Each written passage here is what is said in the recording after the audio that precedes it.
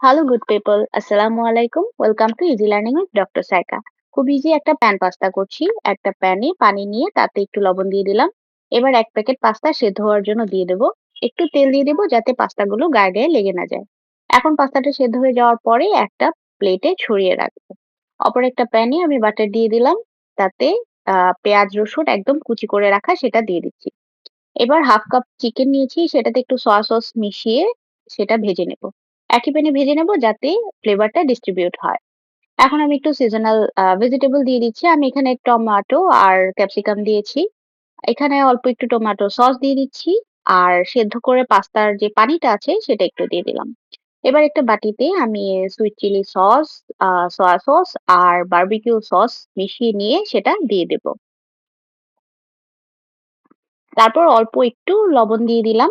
আর তারপর সেদ্ধ করে রাখা পাস্তাটা আমি এর মধ্যে দিয়ে দেব।